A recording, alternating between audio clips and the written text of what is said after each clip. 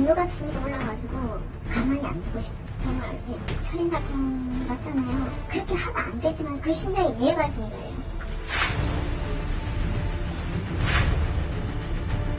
피로가 늘어나고 그다음에 공간을 줄여야 되겠고 빨리 줘야 되겠고 다 정리해야 되니까 시간이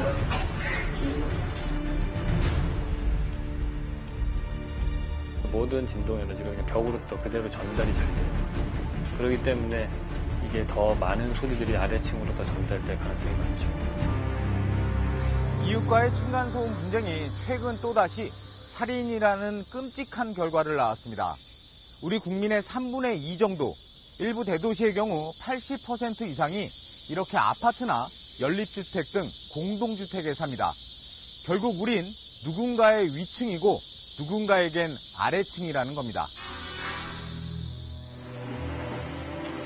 분쟁을 겪는 사람들은 윗집은 시끄럽고 아랫집은 예민하다고 말합니다.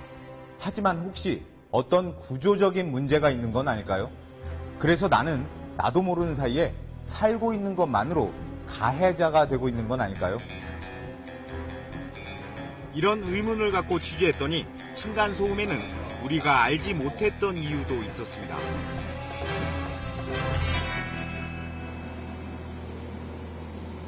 경기도의 아파트 공사 현장입니다. 18층에 콘크리트 작업이 한창입니다.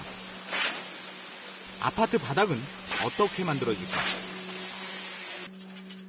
콘크리트는 철근에 묶여진 빨간 선까지 채워집니다. 철근에 보면 빨간색으로 이렇게 선 보이죠? 이게 바닥에서 이 집의 칩을 위치를 잡아놓은 거예요. 17층 천장과 18층 바닥, 방과 방을 나누는 벽까지 콘크리트가 채워지면서 비로소 한 층의 골격이 완성되는 겁니다.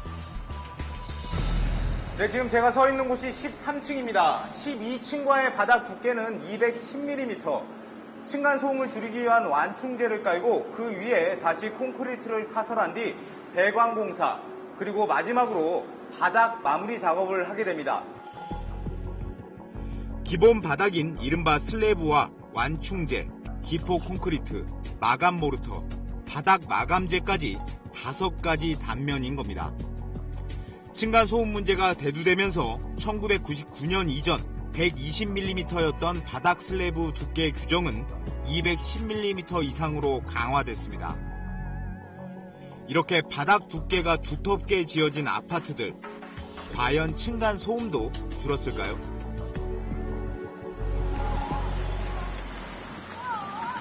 2013년 입주하기 시작해 이제 4년도 채 안 된 새 아파트입니다. 3년 전에 이사 온 이모 씨, 어렵게 찾은 보금자리지만 이사를 고민하고 있습니다. 윗집과의 층간소음 분쟁 때문입니다.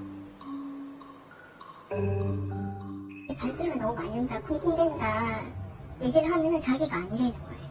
오늘 아침에도 마주쳤어요. 근데 또 따지지. 이제 조용하냐고. 늘 이렇게 부릅뜨고 얘기하시는데. 신경이 많이 쓰여 위장병이 생길 정도라고 말합니다. 계속 속이 또 너무 쓰리고. 하루하루가 너무 괴로워요. 고문당하는 것 같고. 우리 내 집인데 발을 뻗고 편안하게 살 수가 없으니까. 이게 사는 게 아니더라고요. 같은 아파트의 다른 동. 박모 씨는 아랫집의 항의 때문에 힘들다고 호소합니다. 처음에는 경비실 통해서 연락이 왔다가 인터폰으로 또 이렇게 왔다가 나중에는 또 문자로도 왔다가 시끄럽다고 힘들다고. 박 씨의 윗집도 조용한 건 아니라고 합니다. 주로 애들 쿵쾅거리고 뛰는 소리나 미끄럼틀 타고 내려왔을 때. 그런데 소음의 원인이 윗집도 아랫집도 아닌 경우도 있다고 말합니다. 윗집 아니면 아랫집인가 싶었는데 아니더라고요. 옆집이나 그 윗집이나 이렇게 시끄럽게 해도 이렇게 연결되나 봐요. 진동이. 지어진 지 5년도 채 안 된 또 다른 아파트입니다. 화장실은 어때요? 그 윗집에서 밤중에 물을 내리면 크게 들리고 적나라하게 들려요. 이번엔 화장실 소음이 어느 정도인지 측정해봤습니다. 평상시의 화장실 소음은 37.3dB 정도. 변기에 물을 내리자 74dB까지 치솟습니다. 물을 내리고 아래층에서 소음을 측정하자 44.8dB까지 나옵니다. 환경부의 층간소음 피해 인정 기준인 주간 43dB, 야간 38dB를 모두 넘는 수치입니다. 이처럼 아파트 바닥 두께 규정이 강화된 새 아파트들의 경우에도 층간소음으로 인한 분쟁이 줄어들기는커녕 오히려 급증하고 있는 것으로 드러났습니다.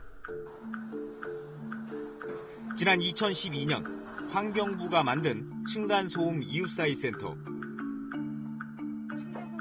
2012년 8,700여 건이 접수됐던 층간소음 민원 건수는 지난해 19,000여 건으로 급증했습니다.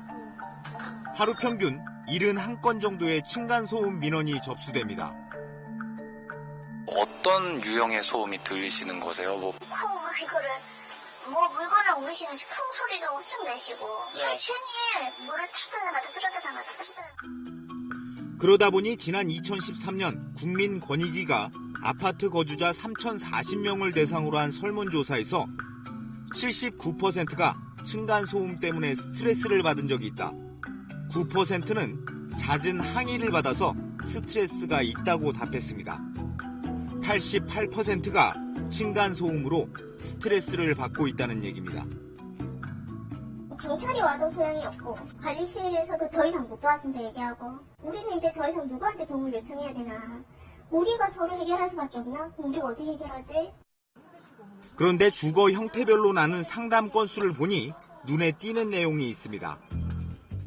층간소음은 아파트의 80.4%, 다세대 주택의 12.8%, 연립주택의 6.1% 순으로 발생했습니다. 그런데 주상복합 아파트는 0.8%, 아파트와는 큰 차이를 보이고 있습니다. 아파트에서 층간소음 분쟁이 가장 많고 주상복합 아파트에서는 적은 이유는 무엇일까? 물론 아파트 거주자가 가장 많고 주상복합에 사는 사람은 상대적으로 적다는 점이 직접적인 이유일 수가 있습니다. 하지만 전문가들은 다른 원인도 있다고 지적합니다. 우리나라의 공동주택인 아파트가 보급된 건 1960년대. 이후 1970년대에 12층 규모로 지어진 첫 민간 고층 아파트인 여의도 시범 아파트를 시작으로 80년대까지 아파트가 대중화됩니다. 이 시기의 아파트들은 기둥과 기둥을 연결하는 보, 그 위에 천장과 바닥을 시공하는 이른바 기둥식 구조로 지어졌습니다. 라멘 구조에서 보라는 게 있잖아요. 그 보가 아무래도 진동 같은 거는 조금 좀 줄여주는 효과는 있죠. 한 3, 4dB 정도는 줄일 수 있다라고 하는 게 일반적인 좀 견해예요. 그런데 80년대부터 목동과 상계, 과천 등의 대규모 신도시가 개발되는 과정에서 벽식 구조가 등장했습니다. 벽식 구조는 공사 기간도 줄이고 층고를 낮춰서 공사 비용을 줄일 수가 있습니다. 86년도 이전에는 사실은 저희 나라가 라멘 구조였어요. 근데 이제 집을 대량으로 막 찍어내고 짓고 빨리 짓고 하다 보니까 이게 80년 이후부터 점진적으로 벽식 구조로 바꿔간 거예요. 그리고 최근 지어지는 아파트의 90% 이상은 벽식 구조로 지어집니다. 벽식으로 되어 있으면 벽이 바닥을 받치고 있어서 이 바닥이 떨렸을 때 그 모든 진동 에너지가 그냥 벽으로 또 그대로 전달이 잘 돼요. 그렇기 때문에 이게 더 많은 소리들이 아래층으로 더 전달될 가능성이 많죠. 이에 비해 건물 저층에 상가가 위치한 주상복합은 더 많은 하중을 견디기 위해서 여전히 기둥식 구조를 주로 사용합니다. 구조적으로는 조금 더 유리하다고 보는 거니까요. 아무래도 주상복합은 벽식보다 기둥하고 도로 되어 있는 라멘 구조가 더 많이 있으니까요. 층간의 소음을 보와 기둥이 흡수하고 또 보의 간격만큼 층고가 높은 기둥식 구조와 벽과 천장, 바닥이 일체형으로 붙어 있어 벽을 통해서 소리 에너지가 더 많이 전달되고 상대적으로 층고가 낮은 벽식 구조와의 차이라는 겁니다. 실제로 2009년 당시 국토해양부 조사에서 기둥식 구조는 벽식 구조에 비해 바닥 두께 기준은 60mm 얇은데도 불구하고 아이들이 뛰는 소음인 중량 충격음 만족 비중은 80%로 벽식의 65%보다 더 높은 것으로 나타났습니다. 2013년 국회에서 열린 장수명 아파트 건설 방안 공청회 자료입니다. 첫 장, 추진 배경부터 우리나라 아파트의 민낯이 드러납니다. 평균 건축 후 연수, 즉 새로 지어진 아파트가 재건축 시기에 도달하는 시기입니다. 미국이 55년, 영국이 77년인데 비해 우리나라는 20년 정도에 불과합니다. 소음엔 취약하고 배관에 문제가 생겨도 점검이나 관리가 어렵다는 문제점들이 지적됐습니다.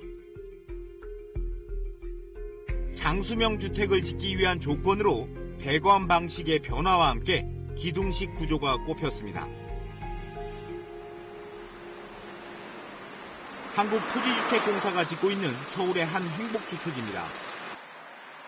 올 12월 완공을 목표로 362세대가 입주하는데 드물게 기둥식 구조로 지어지고 있습니다. 비교적 좁은 면적에 지어야 하고 철길 바로 옆에 있어 진동과 소음을 줄이기 위해 기둥식 구조를 택했습니다. 이게 기둥이에요? 기둥하고 이렇게 해갖고 이쪽에 보로 연결이 쫙 돼 있는 거군요, 이게. 기둥식으로 하면 이제 밑에 공간을 활용을 잘 할 수가 있어요. 이제 뭐 수장도 넓게 쓰고 또 뭐 퍼니처 같은 것도. 구조 자체를 바꾸지 않는 한은 배관 방식을 바꿔서 층간 소음을 줄이려는 노력도 있습니다. 화장실에서 층간 소음이 유독 심한 이유는 대부분 아파트의 위층 화장실 배관이 아래층 화장실 바로 위에 있기 때문입니다. 안 보이는 걸로만 해놓다 보이지 이 배관은 그대로 노출된 상태거든요. 그리고 이제 꺾이는 부분, 이렇게 이제 이 90도 각도로 꺾이는 부분에서 물이 쭉 내려오면서 마찰되는 소음이 그대로 전달이 되는 겁니다. 때문에 층간 소음을 줄이고 배관 관리를 쉽게 하기 위해서 배관을 아래층으로 보내지 않고 자신의 집에 설치하는 방식이 도입됐습니다. 2019년까지 전국 아파트 10만 호에 공급될 예정입니다. 이처럼 층간 소음을 구조적으로 줄일 수 있는 방식이 있지만 여전히 2009년 이후 90%가 넘는 아파트가 벽식 구조로 지어지고 있습니다. 문제는 비용입니다. 벽식이 좋아가지고 다 벽식으로 하고 있어요. 벽식이 저렴하고 뭐 아무튼 일단 벽식으로 해야 되는 게 가장 합리적이라고 판단하기 때문에. 건설사들은 건설비 상승이 결국 소비자들에게 전가될 수밖에 없다고 말합니다. 경제적인 부분이 분명히 손해본다는 거죠. 그 손해를 조용하게 하는 사람들까지도 다 가지고 가서 자기들이 분양가를 그 돈만큼 내면서 살아야 되는 문제가 있는 거고. 그러나 빨리빨리 싸게 짓는 수명 20-30년의 아파트에서 층간 소음에 시달리는 게 답이냐는 반문도 많습니다. 비용 절감이 우선시되면서 요즘 지은 아파트 입주자들은 오히려 30년 전에 지어진 아파트보다 더 시끄러운 곳에서 살 수밖에 없는 실정이 아니냐는 겁니다.